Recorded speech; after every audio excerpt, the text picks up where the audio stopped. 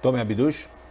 É impressionante como a gente inverte as coisas aqui. Primeiro eu queria dizer, doutora Gabriela Hart, que nós temos muito orgulho da senhora. A senhora representa o povo brasileiro, sim. Está fazendo um trabalho maravilhoso na Operação Lava Jato. Em todos os casos tem participado. Marcelo Bretas, a mesma coisa. Um grande orgulho do povo brasileiro em relação ao senhor. Ministro Sérgio Moro também. Um grande orgulho por tudo que o senhor fez e por toda essa turma maravilhosa que acabou ficando, que são as pessoas que estão cuidando do nosso país. Eu não estou aqui discutindo, tecnicamente, uma decisão tomada por ela, que foi uma decisão técnica, seguindo a lei, seguindo a Constituição. Eu estou discutindo aqui a inversão de valores das leis do nosso Brasil. Vocês se sentem seguros com as leis?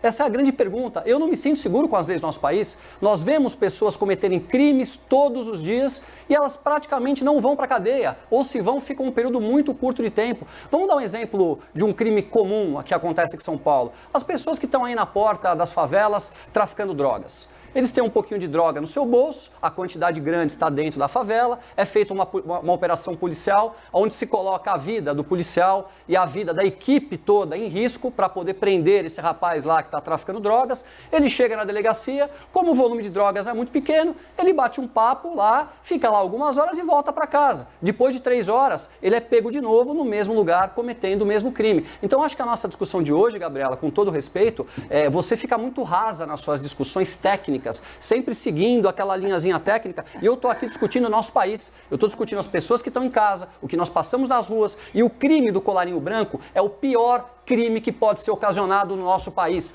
porque parece que ele simplesmente pegou um pouquinho de dinheiro, mas esse dinheiro deixou de ir para a saúde, que nós estamos precisando agora, e milhares de vidas serão perdidas, esse dinheiro deixou de ir para a educação, que é o que vai fazer esse país aqui ser um país digno no futuro, educar as nossas crianças de verdade, esse país deixou de ir para as nossas estradas, onde os nossos caminhoneiros hoje estão aí se desdobrando para conseguir abastecer as nossas cidades. Então a discussão ela é muito mais profunda do que simplesmente a técnica, e de forma nenhuma eu quis desmerecer a doutora Gabriela, o doutor Marcelo, muito pelo contrário. Eu quero deixar claro aqui a minha opinião e eu acho que é da grande maioria dos brasileiros que nós temos muito orgulho de vocês.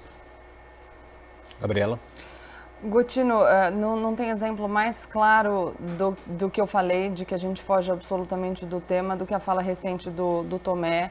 Tomé, de verdade, acho, enfim, curiosa a sua alegação de que a minha discussão é rasa quando a gente está aqui discutindo uma decisão judicial e você acabou de assumir a sua absoluta incapacidade de discutir em termos técnicos a decisão judicial e o que a gente vê aqui, na verdade, é que você reitera os seus mesmos argumentos toda vez, jogando para a torcida e fazendo, enfim, essa movimentação que eu já falei que mais parece de palanque.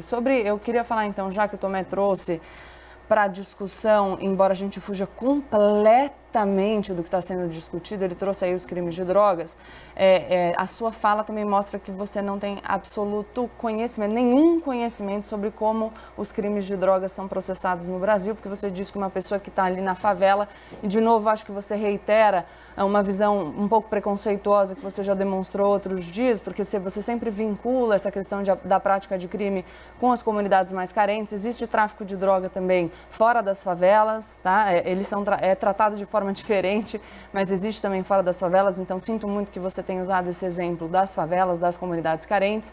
A gente tem hoje no Brasil um pouco mais de 30% da nossa população carcerária de pessoas presas por crimes relacionados a drogas.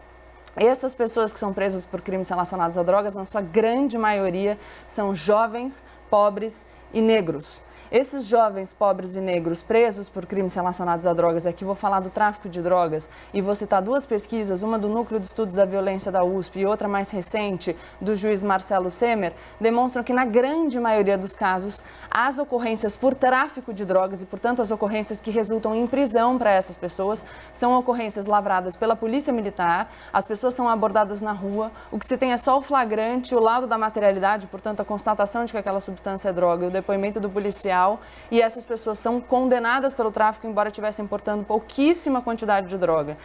Quem consegue ir para a delegacia e ter a sua conduta classificada como porte para uso pessoal, em vez de tráfico de drogas, não é o jovem negro e pobre.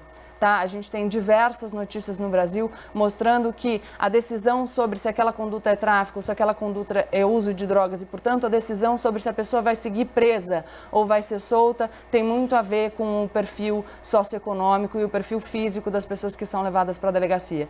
Então, de novo, eu vou reiterar que o nosso tema não é esse, a gente pode discutir, mas eu fico numa posição muito delicada porque eu estou discutindo uma questão seríssima do Brasil, que deve ser discutida com profundidade e alicerçada em dados, com uma pessoa que já mostrou que não tem nenhum conhecimento sobre a realidade que descreve. Essa realidade sobre a qual você fala, sem conhecimento de causa, de orelhada, por achismo e com preconceito, é uma realidade que deve ser analisada com seriedade porque tem impacto na vida de muitos brasileiros que merecem a nossa consideração. Não é porque as pessoas são mais pobres, não é porque as pessoas são mais simples, que elas não devem ser tratadas com respeito e com solidariedade. Então, eu sinto muito que a gente tenha essa responsabilidade de trazer esse tema para o debate, sem que tenha sido esse o tema proposto e sem que as pessoas tenham se preparado para discutir, alicerçadas em dados, a realidade que a gente vive no Brasil. Então, de verdade, sinto muito que a gente tenha chegado nesse ponto. Espero que a gente consiga fazer um debate um pouco mais Então, deixa eu elevado. retomar aqui.